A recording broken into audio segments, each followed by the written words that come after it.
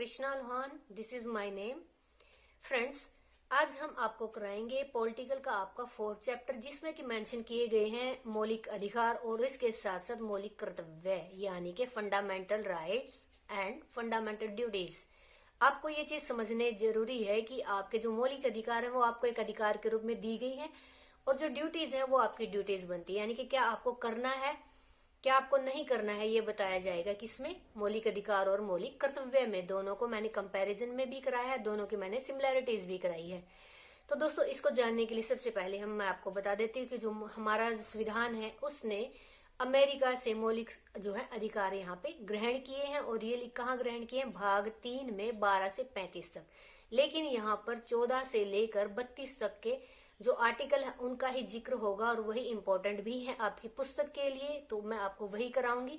साथ में जो कंपैरिजन है वो भी कराऊंगी मौलिक कर्तव्य के साथ, यानी कि खड़ा दोनों का कंपटीशन कराना है, तभी आपको समझाना है। तो दोस्तों, जैसे कि आप देख सकते हैं, मौलिक अधिकार का यहाँ पे वर्णन किया गया है, और भाग 3 में 12 से 35 तक इसका वर्णन किया गया है, धारा 19 में। और इसके साथ साथ ये कौन कौन से अधिकार हैं, इनमें आपको क्या क्या मतलब सरकार द्वारा दिया गया है, यानी आपके राइट्स क्या हैं। फिर बात करेंगे हम आपके फंडामेंटल ड्यूटीज, यानी आपके कर्तव्य क्या है, कर्तव्य क्या है। ठीक है, चलिए हम बात करते हैं। सबसे पहला जो आर्टिकल है, समानता का अधिकार। समानता का अधिकार आर्टिकल 14 से 18 तक में इसको वर्णन किया गया है, यानी कि अब इसमें 14वां जो आर्टिकल है उसमें क्या है, समानता के अकॉर्डिंग कानून के सामने समानता। अब कानून के सामने समानता का मतलब क्या है, यहाँ पे अमीर गरीब यहाँ पर जाति पाति के आधार पर है, या जो है लिंग के आधार पर, हर तरह से जो आपको समान अधिकार दिए गए हैं वो कौन से में है, जो है 14 आर्टिकल है कानून के सामने समानता। ठीक है, फिर है 15 में क्या है, धार्मिक समानता, यानी कि आप किसी भी धर्म के हो आपको समान समझा जाएगा, समान आपको छूट दी जाएंगी।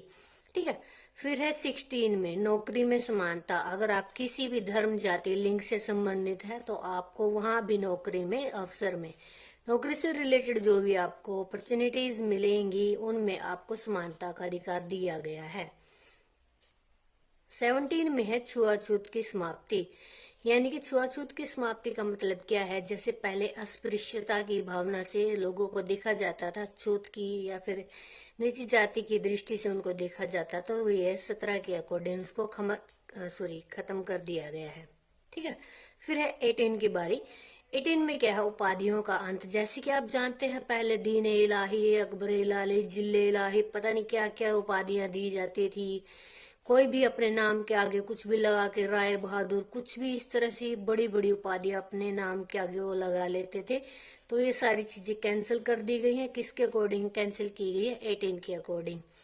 ठीक है, शिक्षा और साइंस से रिलेटेड जो उपाधियां हैं वो भी कांग्रेस के एक टाइम खत्म कर दी गई थी, लेकिन इसको दोबारा से लागू करवाया गया है, उन्होंने ही इसको लागू करवाया है कि कम से कम शिक्षा और साइंस में उपाधियों को दिया जाए, जैसे कि डॉक्टर की दी जाती है या फिर सेना में दी जाती है। ठीक है, फिर आती है बात, ये समानता का अधिकार था आपको कानून के सामने, धार्मिक समानता, नौकरी में समानता, छुआछूत की समानता, उपाधियों की समानता। ये है आपके 14 से 18 तक समानता के अधिकार, यानी आप समान हो गए हैं। चले, आप समान हो गए तो थोड़ी स्वतंत्रता अब क्या मिली है वो देखते हैं। सेकंड है स्वतंत्रता का अधिकार, यानी कि 19 से लेकर 22 तक आपको स्वतंत्रता यहाँ पे दी गई है। ठीक है, फर्स्ट है 19, यहाँ पे 19 के पाठ किए गए हैं, क ख ग घ इस हिसाब से। ठीक है, फर्स्ट देख लेते हैं। 19 क में क्या है, अभिव्यक्ति की स्वतंत्रता। जैसे कि आप जानते हैं कि यहाँ हमारे भारत में किसी भी नागरिक को, या फिर जैसे प्रेस मीडिया आप देख सकते हैं, टीवी पर देख सकते हैं, किसी भी नेता को देख सकते, आम आदमी तक को भी अभिव्यक्ति की, यानी कि बोलने की स्वतंत्रता है। फर्स्ट क्या स्वतंत्रता क्या है, जब स्वतंत्रता पहली है बोलने की, अभिव्यक्ति की स्वतंत्रता। फिर इसके बाद आता है समूह बनाने की स्वतंत्रता। अब उसको बोलना आ गया है तो उसने समूह बना लिया है, लेकिन इसमें जो है 144 की धारा भी लग सकती है, जैसे कि आप अभी देख रहे हैं किसान आंदोलन के दौरान कि अगर आप समूह बना सकते हैं, लेकिन अगर वो हिंसक होता है तो उस पे क्या है 144 की धारा लग जाएगी। ठीक है। फिर है ग में क्या है 19 ग में संघ समुदाय बनाने की स्वतंत्रता। जैसे कि आप जानते हैं भारत में बहुत सारे समुदाय और संघ भी हैं। ठीक है। तो उनको बनाने की स्वतंत्रता ग में दी गई है। और घ में क्या है आने जाने की स्वतंत्रता। आप पूरे देश में देख सकते हो, ये आपको पता भी है, आप कहीं भी घूम सकते हो, कश्मीर में भी जा सकते हो। हालांकि उसको डिवाइड किया गया था, अलग कर दिया गया था, अभी तो वो फिलहाल भारत में जैसे एज इट इज दूसरे राज्यों की तरह उसको ले लिया गया है, यूनियन टेरिटरी बना दिया गया है। लेकिन बात आती है यहाँ पे घूमने की, आप किसी भी राज्य में कहीं भी आ जा सकते हो। ठीक है। फिर है अड़ में 19 अड़ में रहने की स्वतंत्रता। आप किसी भी राज्य में रह सकते हो, किसी भी शहर में रह सकते हो, किसी भी गांव में रह सकते हो, ये आपके रहने की आजादी यहाँ दी गई है 19 अड़ में।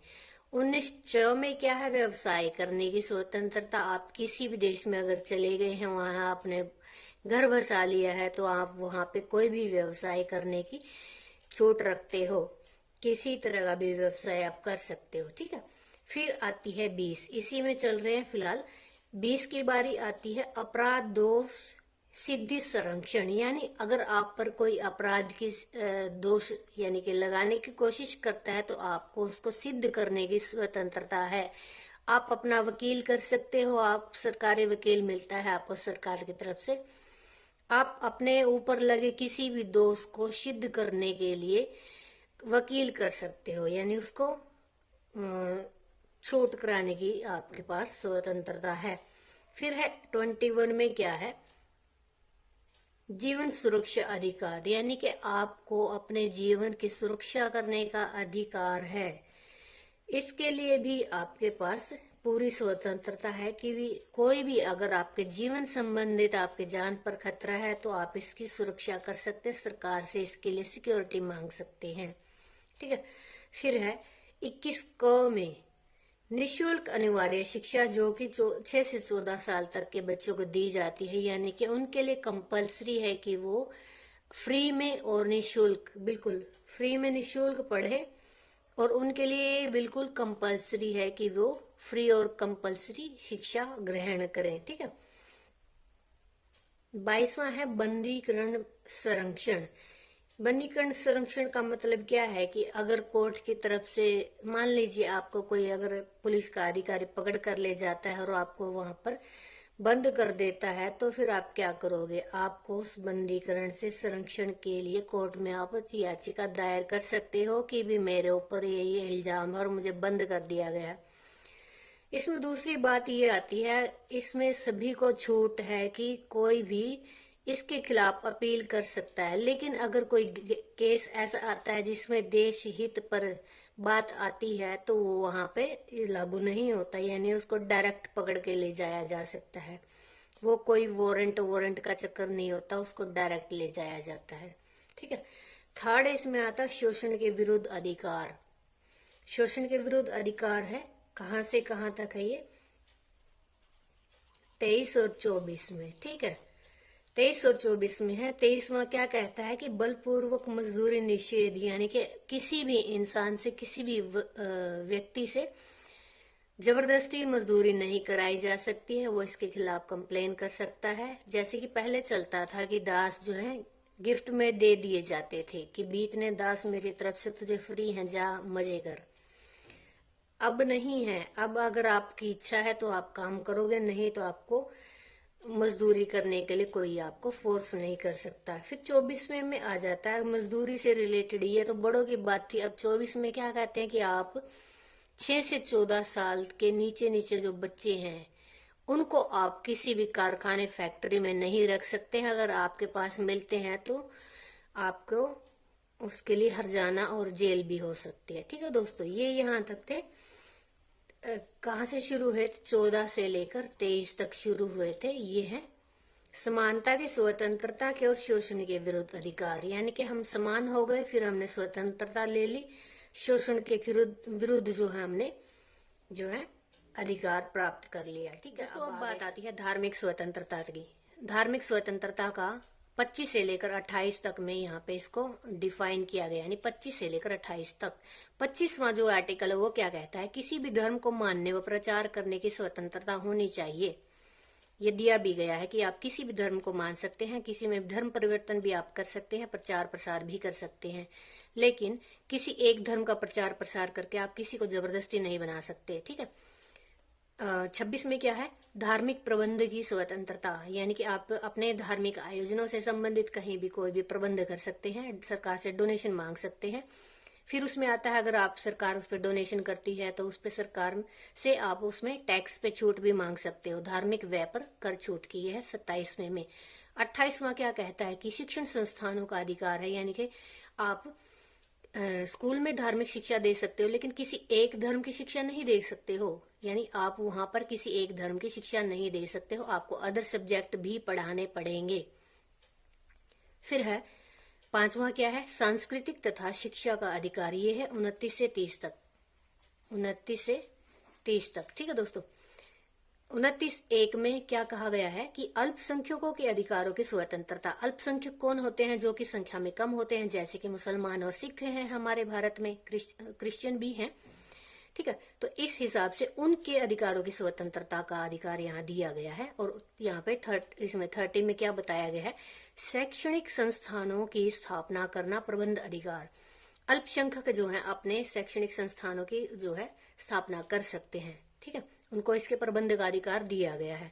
फिर आती है संवैधानिक उपचारों का अधिकार, यानी कि अब पूरे संविधान की अगर आत्मा कहा जाता है तो इसको कहा जाता है, संवैधानिक उपचारों के अधिकार को संविधान की आत्मा कहा जाता है। आत्मा का मतलब क्या है कि पूरे जो जितने भी अधिकार है उन सब अधिकारों की रक्षा करने का पूरा काम कौन करता है, संवैधानिक उपचारों का अधिकार। कैसे करता है चलिए समझाती हूँ आपको।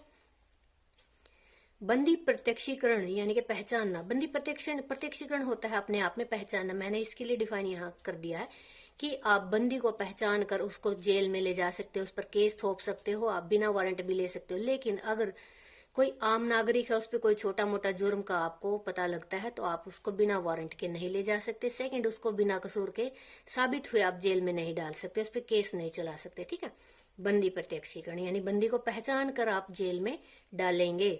ठीक है। सेकंड है परमादेश लेख। परमादेश लेख क्या होता है, जिसमें कार्य सुचारू, यानी कि किसी भी कोर्ट में अगर कार्य सुचारू रूप से नहीं चल रहा है तो आप उसको उस पर परमादेश लेख लागू कर सकते हैं। यानी कि आप अगर कोई कोर्ट किसी भी व्यक्ति नागरिक के अधिकारों का हनन करता है तो वो आप क्या करेंगे, वहां पर सुप्रीम कोर्ट वगैरह में आप अपील कर सकते हैं। फिर है प्रतिषेध लेख।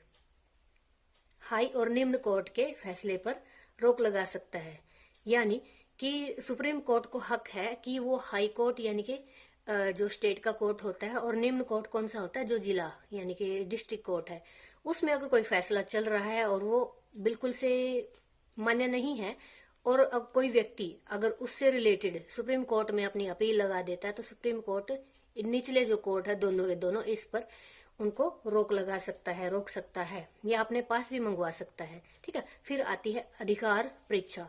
अधिकार परीक्षा का मतलब क्या होता है, गैर कानूनी रूप से पद प्राप्ति पर रोक। कई बार ऐसा होता है कि भी गैर कानूनी रूप से कोई भी इंसान है पैसे देकर या फिर किसी तरह से डरा धमकाकर पद की प्राप्ति कर लेते हैं, तो इस अधिकार परीक्षा में उनको कानूनी रूप से किसी भी पद प्राप्ति को पाने से रोका जाता है। ठीक है। फिर है उत्प्रेक्षण लेख। सुप्रीम कोर्ट में मुकदमा भेजना। उत्प्रेक्षण लेख का मतलब क्या है कि भी अगर निम्न कोर्ट में कोई भी मुकदमा चल रहा है और वो उससे सोल्व नहीं हो रहा है तो उसको सुप्रीम कोर्ट अपने पास मंगवा लेता है। ठीक है दोस्तों, यानी कि इनसे रिलेटेड अगर कोई भी मुकदमा सुप्रीम कोर्ट के पास है तो वो चाहे तो उन निचले कोर्ट में भी भेज सकता है, उसको लगता है कि ये टेम्परेरी ही है, ये निचले वाले कोर्ट इसको सुलझा लेंगे, तो वो नीचे भी भेज सकता है। लेकिन अगर कोई इश्यू ऐसा आ जाता है राज्य के तौर पर कि उसको स्टेट कोर्ट में निपटाया नहीं जा रहा है तो सुप्रीम कोर्ट उसको अपने पास भी बुला लेता है। किसी भी इंसान की अगर, जैसे बहुत सारे केस ऐसे हैं जो जिला कोर्ट में फिर उसको हाई कोर्ट में वो सोल्व नहीं हुए हैं, तो उनको सुप्रीम कोर्ट है जो अपने पास मंगा लेता है कि भी चलो इसको मेरे द्वारा सोल्व। यानी एक बात ये भी है, अगर सुप्रीम कोर्ट के द्वारा फैसला आ जाता है कि भी अब ये केस बंद है या चलाया जाएगा, तो इसके बाद वो केस ना कभी खुलेगा, और चलाया जाएगा तो ये सुप्रीम कोर्ट के खिलाफ अगर अपील करनी है तो वो भी सुप्रीम कोर्ट में ही होती है कि उस केस से संबंधित हम संतुष्ट नहीं हैं, उस केस को भी सुप्रीम कोर्ट में ही दोबारा अपील करी जा सकती है। तो ये मर्जी तो सिर्फ सुप्रीम कोर्ट की है कि उसको केस को दोबारा चलाए या ना चलाए। ठीक है दोस्तों, ये मैंने आपको करवाए हैं मौलिक अधिकार। इसकी मैं आपके लिए एक ट्रिक भी लेकर आऊंगी, जब तक आप इसको समझिए। फिर बात करते हैं मौलिक कर्तव्य की। Okay, wait for next video.